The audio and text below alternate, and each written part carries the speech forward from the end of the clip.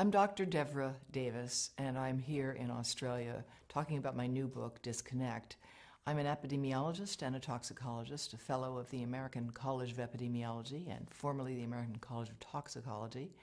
I worked in the Clinton administration. I was the founding director of the Board on Environmental Studies and Toxicology at the U.S. National Academy of Sciences, and that was the group that did the study recommending the ban on smoking on airplanes quite some time ago. But I'm really here because I'm deeply concerned about what we know now about microwave radiation and how it affects the developing brain and body. Recently, the cell phone industry has been issuing advisories itself. These are often buried inside phones, and they're telling you something very important that everyone has a right to know, which is a mobile phone is a two-way microwave radio. It's never been tested for safety for long-term use, and because of that, Telstra has now begun to issue advice about using a headset, using a speakerphone. In America, Consumer Reports, a respected publication, has recently recommended that no one keep a mobile phone in their pocket. And that's because if phones were tested in the pocket, the levels of radiation from those phones would exceed the safety guidelines that are currently operating. Brain cancer actually is more than 200 different types of diseases. 200 different types. And it's a terrible disease. Most people don't survive it. Their lives are shortened by it. What we know about it is that ionizing radiation causes it. And we know that from studies of people who got heavy doses of X-rays for treatment for something and then went on to develop brain cancer 30, 40, or 50 years later. Studies have been done that have looked at what happens to neural stem cells, baby stem cells, brain cells, when you expose them to mobile phone radiation. And what those studies find is that if you expose those cells, you can look at their membranes, and you find the membranes are weakening and opening. And all of these tests have experimentally indicated that mobile phone radiation can damage human brain cells, and it causes more damage to young human brain cells than to old human brain cells. Because when you put that phone here, your head is the antenna, and half of the radiation from the phone gets into you. That's the modeling work that we've done at Environmental Health Trust, which shows that a young brain will absorb the radiation almost all the way through the eye of a 3-year-old, and even an adult 34-year-old, it will still get into this part.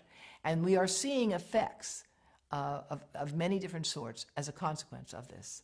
Those who are on the front line of dealing with young children are deeply concerned about this at a professional level in the United States and around the world. In Israel, as well as France, as well as Belgium and Taiwan, there's an active government program to discourage the use of mobile devices by young children. There's a growing literature showing that prenatal exposure to mobile phone radiation causes serious defects in the offspring. Smaller brains, more brain damage, smaller livers, more liver damage, damage to skin cells as well. There are good reasons for concern about the long-term and short-term effects of mobile phone radiation, particularly on children, but especially on sperm. Now, the sperm studies have been developed in more than 7 different countries, and what they find is that the sperm that are exposed to current levels of mobile phone radiation die 3 times faster and have 3 times more damage on their DNA, indicating that mobile phone radiation is damaging to human sperm. More than 100 scientists have joined with me and with the chief of obstetrics and gynecology at Yale University Medical School. We have put together the Baby Safe Project, and they are handing out information to every pregnant woman that walks into Yale New Haven Medical Center, $4,500 a year, telling them how and why they need to avoid exposing the pregnant abdomen to mobile phone radiation. The breast cancer story in mobile phones is complex, as breast cancer is a complicated disease. Most of the women who get breast cancer are age 50 and older. However, growing numbers of young women are developing this disease who don't have any of the inherited risk factors for it at all, who have no family history of it, but they have one thing in common.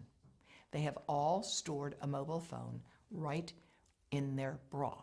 And in several cases, the tumors have developed right under the antenna of the phones. No phones are tested for little kids, for babies playing in their bouncy chair, for toddlers sitting in front of an iPad on an iPotty, for pregnant women holding these things over their bodies. There are no tests of radiation absorption.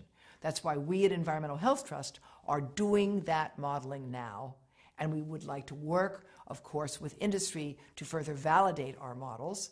But it's really critically important that we do this research, that we train people in this field, and that in the meantime, we join with other countries around the world, giving people safety information. You have a right to know that that mobile phone is a two-way microwave radio and should not be kept close to your testicles or your ovaries or your heart or your brain. And where we are with this issue today is where we were with cars and seatbelts. Australia has led the world in requiring seatbelts. It is leading the world with respect to handguns, and it can lead the world with respect to the right to know about mobile phone radiation. I'm very proud that Dr. Charlie Teo has issued a call for Australia to implement its current laws. You don't need a new law here. You've got the laws you need. You just need to implement them to give people the right to know about mobile phone radiation. And again, I'm delighted that Telstra's taken the first step. I think Arpanza actually does have information on their website about how to reduce radiation by keeping your calls short and telling you how to use a headset and a speakerphone. But there needs to be a more concerted effort to communicate this, just like the Canadian Parliamentary Committee on Health has recently called for.